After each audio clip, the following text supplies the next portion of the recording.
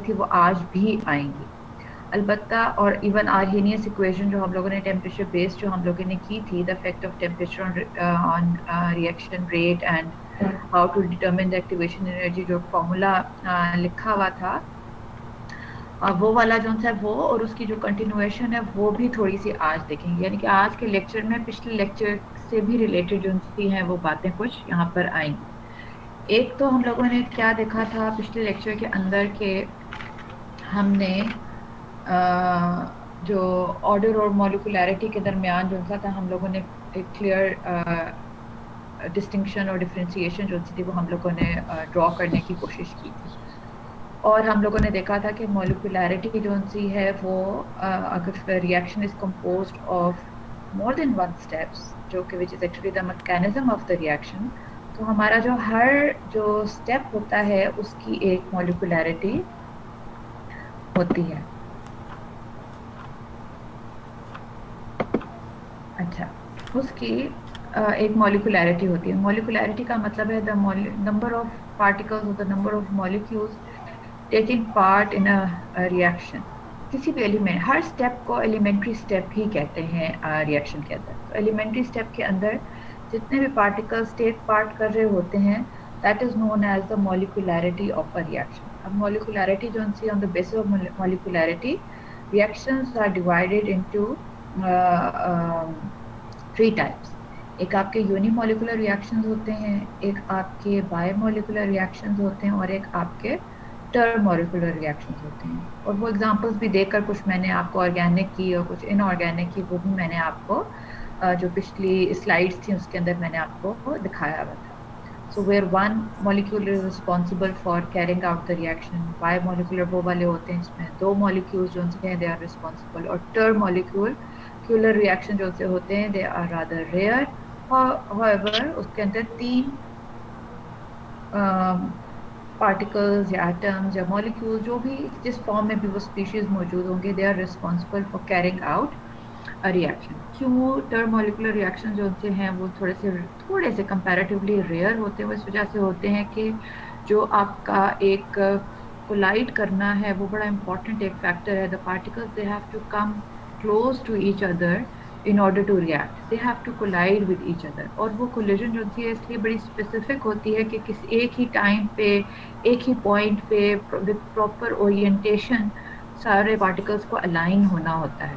तो वो जो अलाइनमेंट है वो दो की के मुकाबले में तीन की ज़रा थोड़ा सा डिफिकल्ट है। यानी कि नहीं होता, होता है, लेकिन चूंकि वो थोड़ा सा ज़रा डिफिकल्ट प्रोसेस है इस वजह से टर्म मॉलिक्यूलर रिएक्शन जो से कहा जाता है कि वो थोड़े से रेयर है।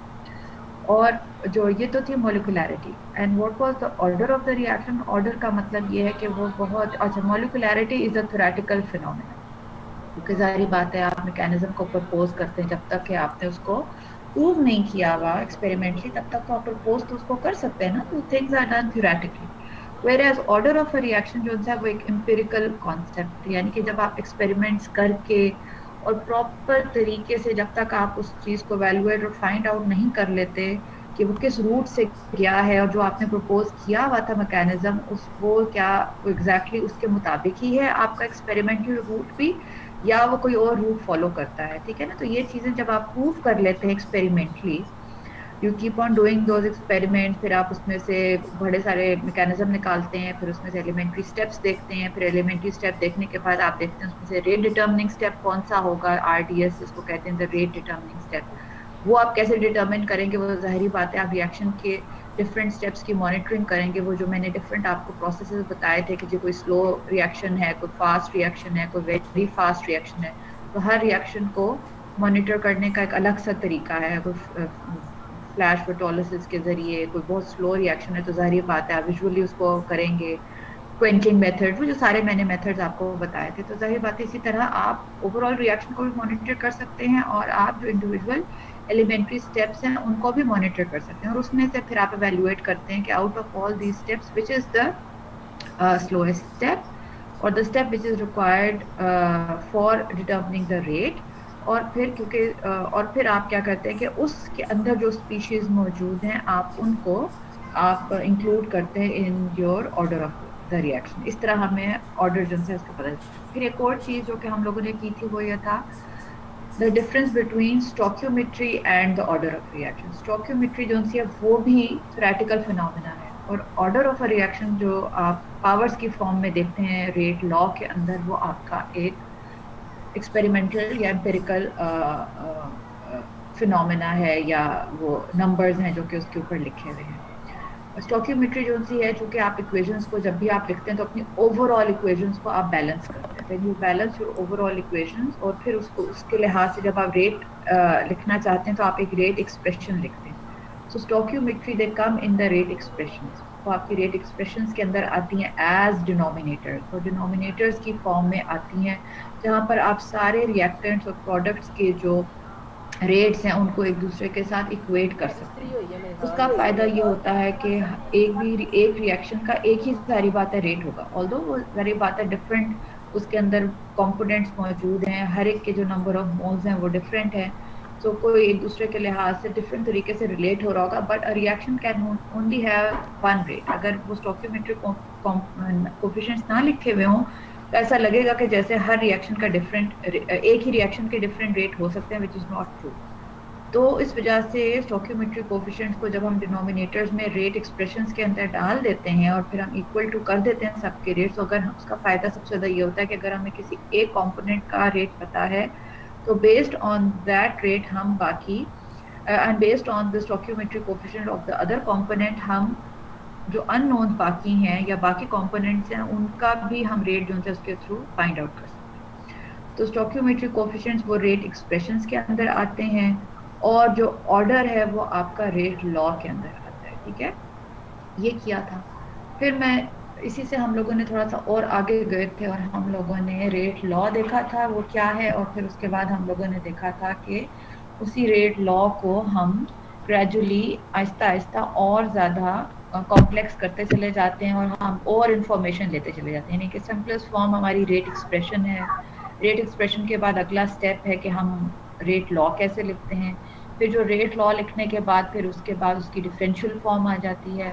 फिर after writing down the differential form हम उसकी इंटीग्रेटेड फॉर्म लिखते हैं। वो जो इंटीग्रेटेड फॉर्म है वो फाइनली हमें it gives us a straight line equation देती है y is equal to mx plus c की फॉर्म में। फिर उसके बाद हमारे जितने डिफरेंट तरह के ऑर्डर ऑफ रिएक्शन बेस्ड हैं उसकी हर एक की जो see depending on the order certain reaction follows different different categories के अंदर या डिफरेंट उसके अंदर हर एक की जो इंटीग्रेटेड एक्सप्रेशंस हैं वो डिफरेंट फॉर्म की होंगी। उनकी बेसिस पे डिफरेंट तरह के ग्राफ्स बनाए जा सकते हैं। फिर उन ग्राफ्स को आपस में एक दूसरे के साथ कंपेयर किया जा सकता है, और ये याद रखें कि एक ही तरह के ऑर्डर ऑफ रिएक्शंस को ही आपस में कंपेयर किया जा सकता है, डिफरेंट ऑर्डर ऑफ रिएक्शन के ग्राफ्स को आपस में कंपेयर नहीं किया जा सकता। So what should be the slope of the line, slope से आप रेट मालूम कर सकते हैं क्योंकि वहाँ से आपको के की वैल्यू मिल रही होती है। जो रेट कांस्टेंट है वो कांस्टेंट तो है ही, लेकिन वो साथ साथ हमें रेट के बारे में भी इंफॉर्मेशन जो सा है वो दे रहा होता है। ये चीज़ हम लोगों ने आर्किमिडीज इक्वेशन में भी जाके देखी थी कि रेट कांस्टेंट की जो वैल्यू है इट टेल्स अस और gives us very clear idea about the rate of a reaction. तो ये कुछ चीज़ें थी जो कि हम लोगों ने पिछले वीक तो ऑर्डर और मॉलिक्युलैरिटी के लिहाज से की थी। फिर उसके बाद हम लोगों ने थोड़ा सा टेम्परेचर इफेक्ट जो सा था वो और एक्टिवेशन एनर्जी को भी देखा था। एक्टिवेशन एनर्जी हमने क्या देखी थी कि it is the minimum amount of energy that is actually required for starting up. एक शुरू करने के लिए प्रोसेस को यानी रिएक्टेंट्स को कुछ एनर्जाइज होने की ज़रूरत है, तो that is minimum amount of energy which is required. और आपके ज़्यादातर रिएक्शन जो से हैं, क्योंकि हमें बहुत सारे फैक्टर्स हैं जिनके ऊपर आपके रिएक्शन जो से हैं वो डिपेंड कर सकते हैं। So one of the most important factor is temperature.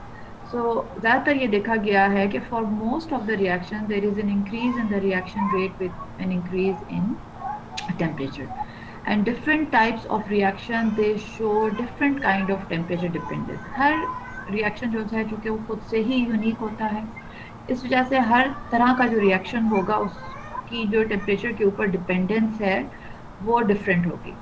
कुछ रिएक्शन जो उनसे हैं वो ज़्यादा सेंसिटिव होते हैं टूवर्ड्स टेम्परेचर, कुछ रिएक्शन जो उनसे होते हैं वो कम सेंसिटिव होते हैं टूवर्ड्स टेम्परेचर। दोनों की मैं एक एग्जांपल आपको बता सकती हूँ। फॉर एग्जांपल वो वाले रिएक्शन जो कि ज़्यादा सेंसिटिव हैं टुवर्ड्स टेम्परेचर चेंज। वो क्या होंगे, आपके ये जो बायोलॉजिकल रिएक्शंस होते हैं, जो आपके एंजाइम कैटलाइज्ड रिएक्शंस होते हैं। आपको पता है ना कि एंजाइम जो उनसे हैं they are highly sensitive to temperature, क्योंकि अगर ज़्यादा टेम्परेचर हो जाएगा खासतौर पर अगर आपकी बॉडी में, तो दे वर्क अराउंड, ये जो आपका बॉडी टेम्परेचर होता है इसके अराउंड ही वर्क करते हैं ना। इफ द टेम्परेचर इंक्रीजेस तो क्या होगा कि वो एंजाइम्स की डिग्रेडेशन हो सकती है। That is why enzyme catalysed reactions, ये एक तरह के वो वाले रिएक्शन है which are more sensitive to temperature change. और वो वाले कौन से रिएक्शंस हैं जो कि which are slightly less dependent on temperature, यानी कि वीकली सेंसिटिव टू टेम्परेचर। आपके जो गैस फेज के रिएक्शंस होते हैं वो जो से हैं they are not affected by increase in temperature to that extent, क्योंकि गैस के जो पार्टिकल्स हैं उनकी जो, ये तो हमें पता है कि उनकी जो एवरेज काइनेटिक एनर्जी है वो इंक्रीज करती है with temperature, but it has been seen कि उनकी एवरेज काइनेटिक एनर्जी तो इंक्रीज करती ही है, लेकिन ऑलरेडी जो से हैं आपके जो गैस फेज के मॉलिक्यूल्स हैं they are moving randomly and with high speed. तो बहुत ज़्यादा टेम्परेचर अगर इनका इंक्रीज भी किया कर दिया जाएगा तो उसके अंदर बड़ा कम जो सा है परसेंटेज है उन मॉलिक्यूल्स की जो कि बहुत ज़्यादा हाई स्पीड अटेन करेंगे, ओनली 2% ऑफ दैट। सो और उनकी जो कोलिजन है वो भी ज़्यादा इतनी इफेक्ट नहीं होती, बल्कि अगर बहुत ज़्यादा टेम्परेचर कर देंगे तो हो सकता है कि उनकी जो कुछ कोलिजन हैं जो कि फ्रूटफुल होनी थी, they can miss those collision because they would be moving so fast. तो इस वजह से the gases reaction or the gases they respond less sensitively to temperature changes। और उसके अलावा जो टेम्परेचर के बाद हम लोगों ने आर्हीनियस इक्वेशन जो थी वो देखी थी, उसके अंदर हम लोगों ने जो इंटरसेप्ट था और स्लोप था वो हम लोगों ने देखा था। हमने उसमें एक बहुत बड़ा जो फैक्टर था, यानी कि दो फैक्टर्स हमने देखे थे जिनको आर्हीनियस फैक्टर कहते हैं। एक उसमें द एक्टिवेशन एनर्जी है और दूसरा हम लोगों ने प्री एक्सपोनेंशियल फैक्टर जो सा था ए जो सा था उसको देखा था, जो कि जो आपका प्री एक्सपोनेंशियल फैक्टर जो सा है क्या है मैम, गैस फेज टेम्परेचर पे डिपेंड नहीं, डिपेंड करता है, ये नहीं उसामा, ये नहीं कह सकते कि नहीं डिपेंड करता। एक होता है डिपेंड करना और एक होना है कि डिपेंडेंसी जो सी है वो वीक है, यानी कि everything is dependent. Temperature dependent तो हर चीज़ ही है ना, लेकिन उसका कहने का मकसद ये है कि इतना ज़्यादा इफेक्ट नहीं होगा। ये जिस तरह एंजाइम वाला रिएक्शन है वो ज़्यादा उसके ऊपर डिपेंड करता है ना, लेकिन गैस फेज रिएक्शन का टेम्परेचर बढ़ाने से या डिक्रीज करने से, यानी कि चेंज अगर टेम्परेचर का होगा थोड़ा सा, जारी बात है कोई चेंज ऐसा तो नहीं आप लेकर आते एकदम से 10 पे हो रहा है तो उसको 80 पे या 100 पे आप ले जाएंगे, यानी कि आप जारी बात है जो चीज़ भी है वो ग्रेजुअली करते हैं। तो वो ग्रेजुअल जो चेंज है इन टेम्परेचर उसकी वजह से बहुत ज़्यादा इफेक्ट नहीं होता गैस, यानी कि एक सिर्फ आपको मैंने थोड़ा सा बताने की कोशिश की है कि वीकली सेंसिटिव होना और हाईली डिपेंडेंट होना टेम्परेचर जो है, इसकी दो एग्जांपल्स बिल्कुल एक जनरल सी देकर दी हैं। ये नहीं है कि 100% यही होगा, सिर्फ आपको जनरलाइज सब कॉन्सेप्ट मैंने इसमें दिया।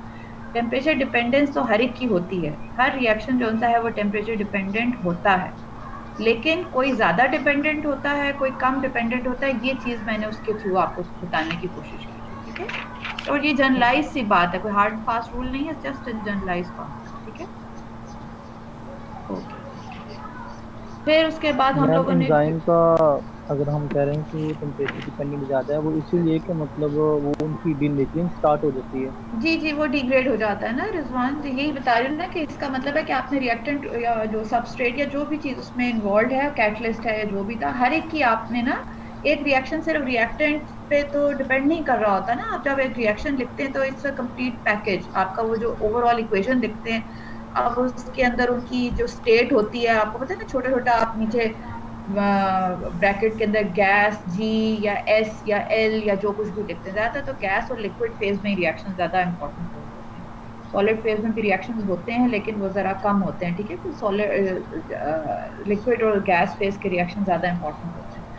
तो आप उसके बाद इनकी स्टेट लिखते हैं, फिर आप प्रोडक्ट जो से वो लिखते हैं, फिर पूरी कंडीशंस आप मेंशन करते हैं, टेम्परेचर की कंडीशन लिखेंगे, प्रेशर की कंडीशन लिखेंगे, अगर गैस है तो वॉल्यूम लिखेंगे, नंबर ऑफ मोल्स लिखेंगे, अमाउंट, ये सारी चीज़ें जो सी हैं। तो एक रिएक्शन जो सा होता है वो ये तो वो चीज़ें जो कि हम थोरेटिकली पढ़ रहे हैं, और सारी बात है फिर उसको एक्चुअली फिजिकली परफॉर्म करने में तो और भी ज़्यादा डिटेल्स जो सी यहाँ रिक्वायर्ड होती है ना। तो ये एक रिएक्शन जो हो रहा होता है या कंप्लीट एक पैकेज की फॉर्म में हो रहा होता है, इसके अंदर बहुत सारी चीज़ें जो सी हैं वो इन्वॉल्व है। हम तो सारी बात एक ओवरऑल इक्वेशन लिख के उसको बड़ा सिंप्लीफाइड फॉर्म में देख रहे होते हैं। तो इस वजह से टेम्परेचर डिपेंडेंस जो सी है वो बहुत ज़्यादा अफेक्ट करती है किसी भी रिएक्ट, किसी को ज़्यादा करेगी, किसी को कम करेगी। अगर कैटलिस्ट है तो कैटलिस्ट का क्या रोल होगा, तो उसके ऊपर कैसे डिपेंड करेगा। तो ये चीज़ थी जो कि मैं उसके थ्रू आप लोगों को बताना चाहती हूँ। ठीक है, अच्छा जी। फिर हम लोगों ने वो देखा था कि हमारा जो प्री एक्सपोनेंशियल फैक्टर है, जिसको फ्रीक्वेंसी फैक्टर कहते हैं, जो कि आपकी द कोलिजन्स जो हो रही होती हैं उनको कर रहा होता है कि वो किस तरह की कोलिजन्स हो रही हैं, how often those collisions are taking place, वो कोलाइड होने से पहले क्या वो फ्रूटफुल भी हैं कि नहीं है। इसका मतलब है कि मॉलिक्यूल्स जो उनसे हैं और एटम्स या particles which are taking part in a reaction, वो जो उनसे आर दे प्रॉपरली ओरिएंटेड और नॉट। तो ये प्रॉपर ओरिएंटेशन, ये सारी चीज़ें जो उनसी हैं रिएक्शन को होने में हेल्प करती हैं। फिर एक्टिवेशन एनर्जी का हम लोगों ने रोल देखा था, और हम लोगों ने वो इक्वेशन जो आर्हेनियस थी उसमें हमने देखा था कि जो एक्सपोनेंशियल के ऊपर जो सी है वो आपको नज़र आ रही है -EA/RT। सो वो किस तरह इफेक्ट करेगी और किस तरह के की वैल्यू को इफेक्ट करेगी, क्योंकि अगर ए को अगर हम कांस्टेंट ले लें तो हमारा जो के है which it is directly proportional to E⁻⁻, determine करने के लिए टेम्परेचर कांस्टेंट होना ज़रूरी है। हाँ जी बेटे, बिल्कुल आपकी बात सही है। जब आप एक रिएक्शन करते हैं ना तो आप उसको हर during the course of reaction you do not change the temperature. ये उसका ज़रूरी होता है कि जब आपने टेम्परेचर सिलेक्शन का ये मतलब होता है कि आपने टेम्परेचर सिलेक्ट करी, if you are carrying out a reaction, तो फिर आप एक रिएक्शन को जब तक कि वो स्टार्ट से कंप्लीशन तक नहीं पहुंच जाता, आप उसका टेम्परेचर चेंज नहीं कर सकते। दिस इज हाउ किसी भी रिएक्शन को करने का तरीका। ये नहीं होता कि आपने रिएक्शन स्टार्ट कर दिया तो बीच में during the course of reaction temperature fluctuations आ जाए। ऐसे नहीं मॉनिटरिंग होती। Monitoring is always done by keeping the temperature। अच्छा ठीक है, ओके राबिया, मैं आपको बताती हूँ। तो ये मैं सद्दाम आपकी बात का जवाब दे रही हूँ कि मैम लास्ट टाइम हमने पढ़ा था कि ऑर्डर डिटरमिन करने के लिए टेम्परेचर कांस्टेंट होना ज़रूरी है। हाँ बिल्कुल है, क्योंकि एक रिएक्शन को बेटा आप एक ही टेम्परेचर पे करते हैं ना, कैरी आउट करते हैं आप। ये तो नहीं होता कि वो रिएक्शन हो रहा है as it is going on तो आप उसको कभी उसका हॉट प्लेट को आप फास्ट कर दें, कभी उसकी हॉट प्लेट का जो रेगुलेटर है उसको आप कम कर दें। ऐसा तो नहीं करते। Saddam, can you give me an answer? What do you do? Lab में एक्सपेरिमेंट कर रहे हैं तो what do? You keep on changing the temperature setting. Saddam,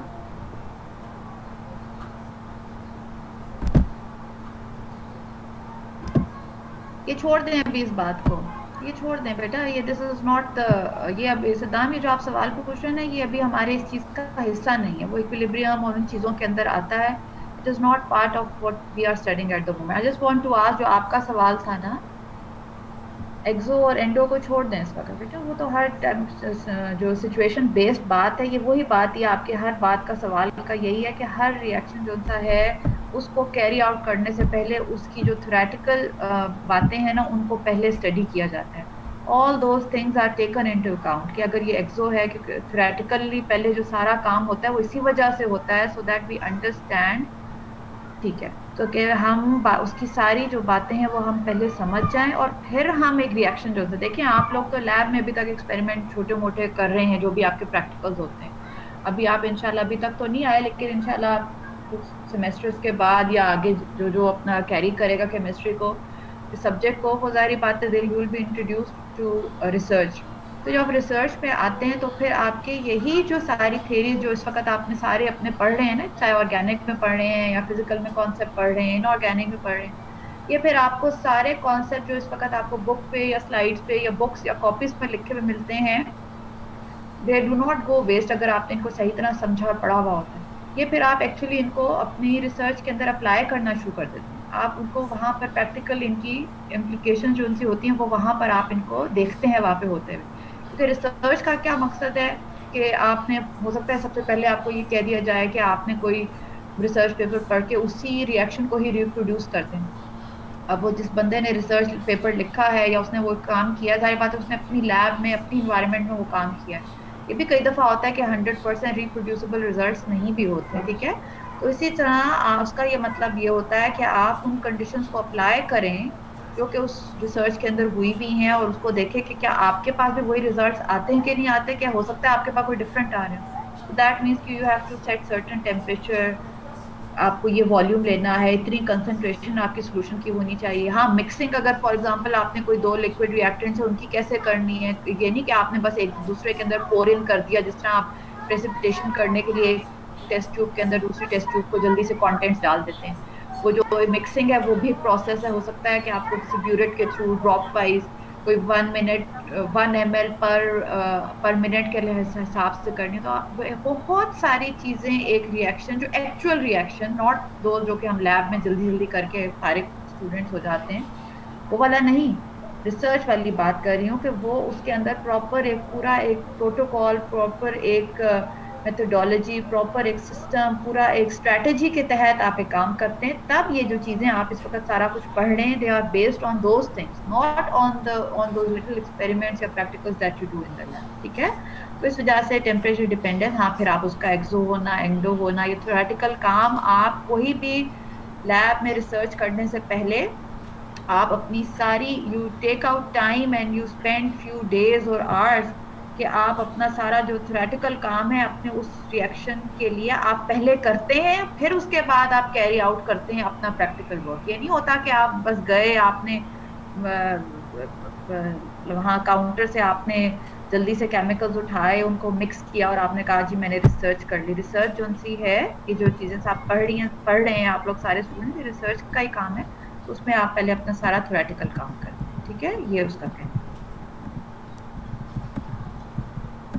अच्छा, और कोई सवाल है या मैं राबिया के सवाल का जवाब दे दूं? बिल्कुल राबिया, अगर आपके पास इस वक्त वो आर्हीनियस इक्वेशन जो सी है वो लिखी हुई है सामने, तो वो क्या किस तरह के फॉर्म में है, that is k is equal to a e to the power minus E A over R T, इसी तरह लिखी हुई है ना। तो मैंने कहा कि आपकी k जो सा है विच इज द रेट कांस्टेंट, ठीक है, तो वो आपका रेट कांस्टेंट है, लिखी हुई है ना आपके पास। तो वो जो सा अगर मैं a को हटा दूं, क्योंकि कांस्टेंट जब आप हटाते हैं तो सारी बात है आप प्रोपोर्शनैलिटी साइन ही लगाएंगे ना, या अगर आपने प्रोपोर्शनैलिटी साइन हटाना है तो आप कांस्टेंट लगाएंगे, ऐसे ही वाइस वर्सा होता है। तो अगर आप a को 1 मिनट के लिए हटा दें तो आपका जो k है it becomes directly proportional to e to the power e a over r t। उसका मतलब है कि जो e to the power e a over r t, ये जो पूरा एक एक्सपोनेंशियल जो फैक्टर है, इसके ऊपर डिपेंड करती है रेट की वैल्यू, क्योंकि k जो सा है वो डायरेक्टली रिलेटेड है with the rate. k is directly related with the rate. ये पीछे आप रेट लॉज में आप देख कर आए ना कि rate is equal to k and multiply by the concentration of the reactant and product, जो कुछ भी आपने लिखा था। तो वो हमें पता है कि रेट जो सा है वो हमें उसके बारे में इंफॉर्मेशन हमें k की वैल्यू से मिल सकती है। तो अब यहाँ पर k जो सा है वो e टू द पावर यानी इस पूरे एक्सपोनेंशियल फैक्टर के प्रोपोर्शनल हो गया। तो अब हमारे लिए ये बड़ा इंपॉर्टेंट है कि हमें ये जो पूरा फैक्टर है एक्सपोनेंशियल, इसके अंदर क्या क्या चीजें लिखी हुई हैं, उसके अंदर एक्टिवेशन एनर्जी दी हुई है न्यूमरेटर में, उसके अंदर डिनोमिनेटर के अंदर टेम्परेचर की वैल्यू दी गई है, और साथ एक हमारे पास गैस कांस्टेंट दिया हुआ है। जो गैस कांस्टेंट तो कांस्टेंट है इसलिए उसकी वजह से तो कोई फर्क नहीं पड़ेगा, लेकिन बाकी दो चीजें जो सी हैं वो ई की जो पावर है एक्सपोनेंशियल की पावर, यानी ये जो पूरी वैल्यू है इसको इफेक्ट करेंगी। तो क्या होना चाहिए कि अगर हमारे पास rate, if you want the rate of a reaction to be high, that means we are expecting कि k की जो वैल्यू है वो ज्यादा होनी चाहिए, ठीक है। सो k की वैल्यू जो सी है वो ज्यादा किस तरह आएगी, वो इसी तरह आ सकती है कि अगर इस एक्सपोनेंशियल फैक्टर के अंदर जो हमारा एक्टिवेशन एनर्जी है वो कम हो, यानी कि कम एनर्जी जो सी है वो एक्सर्ट करनी पड़े रिएक्टेंट्स को उस हिल पे पहुंचने के लिए, तो सारी बातें वो जल्दी से वो टास्क कर लेंगे। So this is how the rate can increase. और दूसरा क्या है कि जो टेम्परेचर है, क्योंकि ज़्यादातर रिएक्शन टेम्परेचर सेंसिटिव होते हैं, तो temperature of the reaction should be comparatively high, क्योंकि वो भी एक तरीका है कि the reactants they can gain enough energy. तो ये क्या होगा, ये दोनों चीजें, कम एक्टिवेशन एनर्जी और हाई टेम्परेचर, ये दोनों सपोर्ट करेंगे कि जो एक्सपोनेंशियल की वैल्यू है e to the power whatever जो भी वैल्यू आती है वो इस तरह की हो कि ये पूरी जो एक्सपोनेंशियल फैक्टर है इसकी वैल्यू बड़ी हो जाए। ठीक है, ये अब आपको थोड़ा सा खुद से कुछ वैल्यूज डाल के फर्जी तौर पे, बड़ी बड़ी बड़ी वैल्यूज नहीं, थोड़ा सा अपने कैलकुलेटर के साथ इसको खुद कैलकुलेट करें, क्योंकि मैं इस वक्त जाहिर बात है आपके साथ ब्लैक बोर्ड वाला तो है नहीं, वरना मैं इस वक्त फौरन आपके साथ वो भी शेयर कर लेती, लेकिन you can put the value of E A R की वही वैल्यू रखें और टी की जरा ऊपर नीचे चेंज करके दो वैल्यूज आप सेट करके आप देखें कि किस तरीके से आप ये कर सकते हैं। ठीक है, सो अगर आपका एक्सपोनेंशियल फैक्टर जो सा है उसकी वैल्यू ज्यादा आएगी तो इसका मतलब है कि ये आपका के रेट जो है उसका ज्यादा है। और इसी तरह कौन सी चीजें ऐसी हैं जो कि सपोर्ट नहीं करती हाई वैल्यू ऑफ के या रेट, वो ये है कि आपकी एक्टिवेशन एनर्जी ज्यादा हो, उसका मतलब है the reactants they have to spend a lot of energy, तो बहुत ज्यादा एनर्जी स्पेंड करनी पड़ रही है अभी आपको, that uphill task is really becoming very difficult for. और दूसरा ये है the temperature of the system is low, T zone सा है वो कम है, तो तब भी दे do not have enough energy, क्योंकि टेम्परेचर जोन सा है वो भी एनर्जी है ना, काइनेटिक एनर्जी है, जितनी स्पीड होगी उतनी ज्यादा कोलिजन भी हो सकती है। तो it has to be a balance of E A and T. तो ये दोनों चीजें जो सी हैं ये इस तरह इफेक्ट करती हैं द वैल्यू ऑफ के। ठीक है, इज दिस क्लियर? तो मैं आगे चलूं।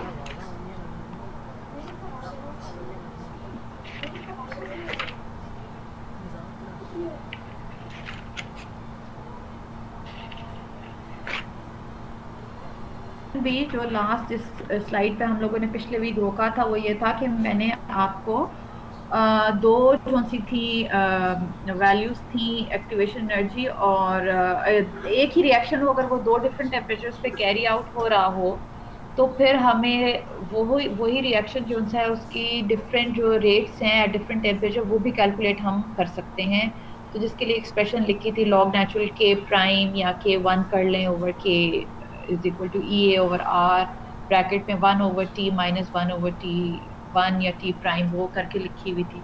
तो वो एक्सप्रेशन जो है वो भी बड़ी हेल्पफुल है कि अगर आपके पास एक रिएक्शन है उसको दो डिफरेंट टेम्परेचर्स पे कैरी आउट किया गया है तो देखा तो उससे भी आप कंपेयर कर सकते हैं the rate of reaction for that particular temperature by changing the temperature के दोनों का रेट जो है वो किस तरह इफेक्ट हो सकता है। ठीक है, अब आ जाए आज की स्लाइड नंबर 1।